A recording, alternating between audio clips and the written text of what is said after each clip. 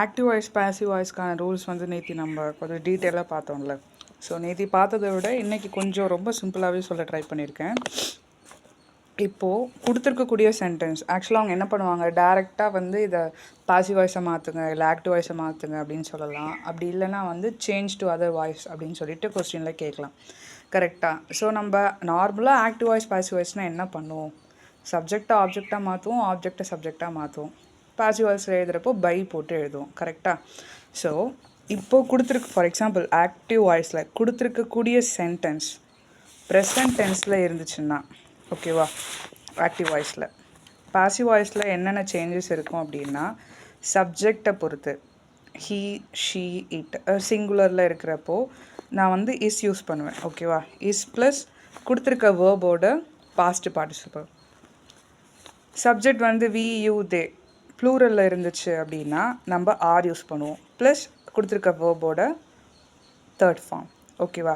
இதே வந்து past டென்ஸ்னால் same தான். இப்போ ப்ரெசண்ட்டில் வந்து இருக்குது, சிங்குலராக இருந்தால் இஸ் போட்டு V3 ஃபார்மில் எழுதுவோம், ப்ளூரலில் இருந்துச்சுன்னா ஆர் போட்டு V3 ஃபார்ம்.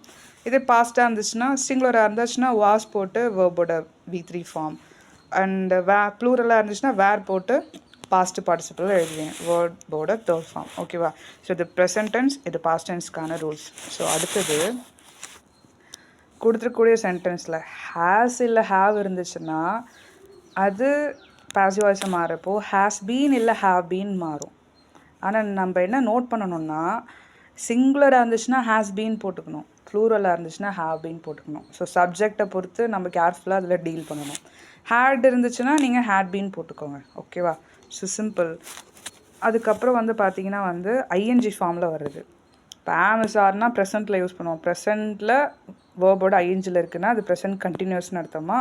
அதில் நம்ம என்ன ஜாயின் பண்ணோம், சிம்பிள். அங்கே ஆம் இருக்கோ இஸ் இருக்கோ ஆர் இருக்கோ, நீங்கள் அதை என்ன பண்ணணும் அப்படின்னா சப்ஜெக்டை பொறுத்து நம்ம இஸ் போடணுமா இல்லை ஆர் போடணுமா ஆம் போடணுமாங்கிறது டிசைட் பண்ணிவிட்டு இங்கே ஐஎன்ஜி இருந்துச்சுன்னா இங்கே எக்ஸ்ட்ரா பீயிங் வரும் ப்ளஸ் வேர்போட தேர்ட் ஃபார்ம்.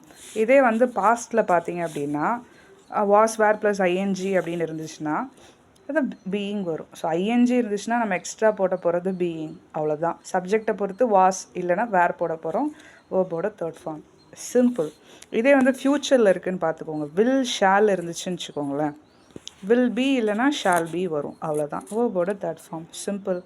ஸோ இதுதான் ரூல்ஸ். ஓகேவா. இப்போ நம்ம வந்து பப்ளிக் பேப்பரில் கேட்ட சம் எக்ஸாம்பிள்ஸ் பார்க்கலாம்.